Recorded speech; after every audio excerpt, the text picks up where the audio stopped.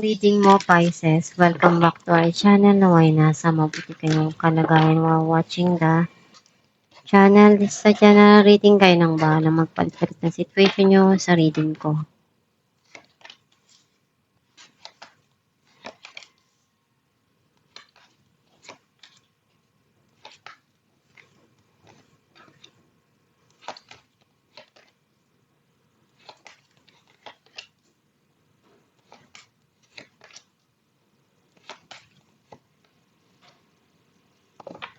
At the bottom of the deck, the Hermit.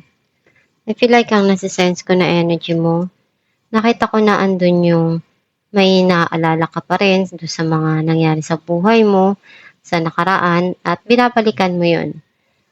And minsan napapatulala ka at naiisip mo kung ano yung mga masasaya na memories doon or may mga sitwasyon doon na para sa'yo nagpapalungkot, yun yung pinaghuhugutan mo ng motivation mo para doon sa mga pangarap mo.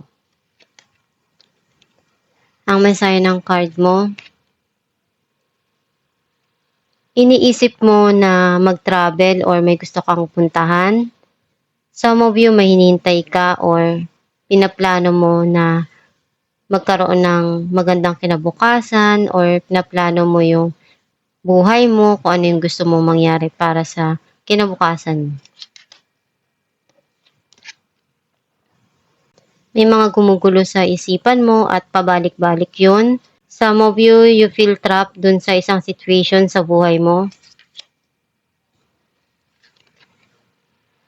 Magkakaroon din ng changes yung mga nangyari na hindi maganda sa nakaraan.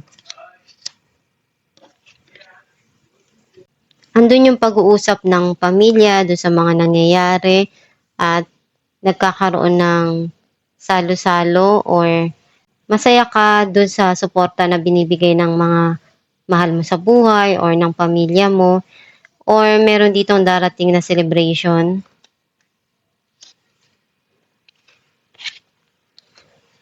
Umaasa ka na makuha mo kung ano yung gusto mo at mga pangarap mo. Some of you, kung ano yung kaya mong pupunuan mo. Or kung ano yung kailangan, ibibigay mo hanggat kaya mo. Kahit ano yung pinagdadaanan mong hirap, ilang beses ka mang madapa, babangon at babangon ka pa rin kahit anong mangyari. Ipaglalaban mo kung ano yung kaya mo.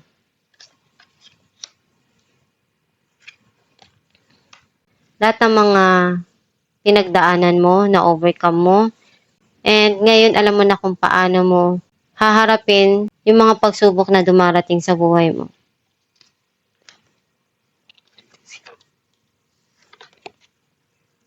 Sobra kang mapagmahal na tao at maaruga sa pamilya. At kung ano yung kaya mong maibigay do sa mga mahal mo sa buhay, ibibigay mo hanggat kaya mo. Clarify natin ang Two of Wands. Nine of Wands and Four of Wands. Marami kang plano para sa kinabukasan mo. Kahit mag-fail ka, hindi ka pa rin susuko. Gagawin mo pa rin kung ano yung kaya mo. And hindi ka hihinto hanggat hindi mo nakukuha yung success na gusto mo. Clarify natin ang Death.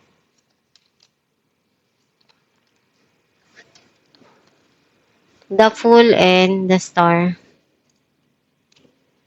At pinagdarasal mo palagi na magkaroon ng pagbabago sa buhay mo. Clarify natin ang the Star. Nine of Pentacles and Knight of Swords. Palaban kang tao and independent ka. Unti-unti mong naaabot yung mga goal mo at nagiging masaya ka doon. Clarify natin ang Two of Swords.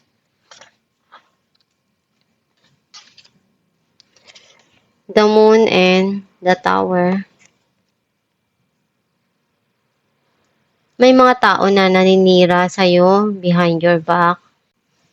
And kung ano man yung mga nangyari na yon, natapos na yon, Ngayon, para sa'yo yung darating is mas gusto mong harapin at ayusin kung ano yung kaya mo dun. Clarify natin ng Eight of Swords.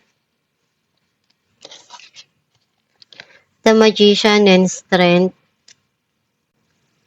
Kung ano man yung mga bagay na nagpapagulo ngayon sa isipan mo, unti-unti mo yan na ma-overcome, malalagpasan mo rin yan, at andun yung hindi ka hihinto hanggat hindi mo na iaalis yung sarili mo dun sa sitwasyon na yun.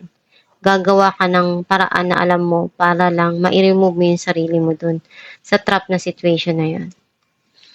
Clarify natin ang Ten of Pentacles. Page of Swords and Judgment.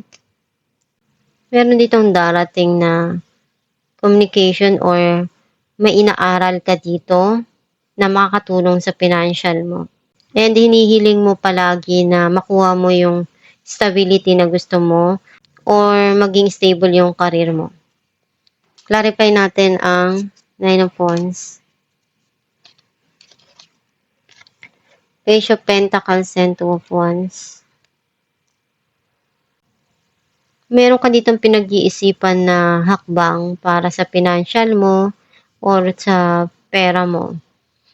Or iniisip mong magtrabaho sa malayo dahil alam mo na malaki may tutulong nun para sa iyo. Pero natatakot ka na baka pagsisihan mo kung ano yung maging decision mo. Clarify natin ang Queen of Cups. Eight of Pentacles and King of Cups. Andun yung pagmamahal nitong tao na to na gusto niyang iparamdam and gagawin niya lahat ng makakaya niya para maipakita yung pagmamahal niya doon sa taong mahal niya. And nandun yung pagmamahal mo rin sa taong to. Some of you, andun yung pagsusumikap mo dahil gusto mo maibigay kung ano yung kaya mo doon sa mga mahal mo sa buhay at masuportahan kung ano yung pangangailangan nila. Alamin natin kung ano mensahe para sa'yo.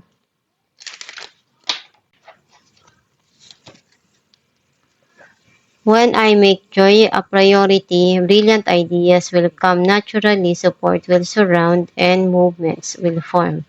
Ang mensahe para sa'yo na kung ano yung sa tingin mo magpapasaya para sa'yo, gawin mo.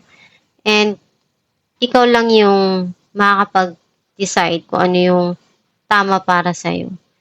Basta kung sa tingin mo, kailangan mo yun na ibigay para sa sarili mo, ibigay mo. And magdasal ka lang palagi para matulungan ka ng Diyos sa mga ginagawa mo at sa mga desisyon mo. I-attract mo or i-manifest mo kung ano yung gusto mo mangyari sa buhay mo. Maging positibo ka lang palagi sa pananaw sa buhay para yun yung balik ng universe sa'yo. Basta magsumikap ka lang palagi at pagtyagaan mo kung ano yung mga binibigay sa'yo at dumarating. At itong yung reading, Pisces. Kung nakaresonate ka, kindly comment down below. Thank you for watching.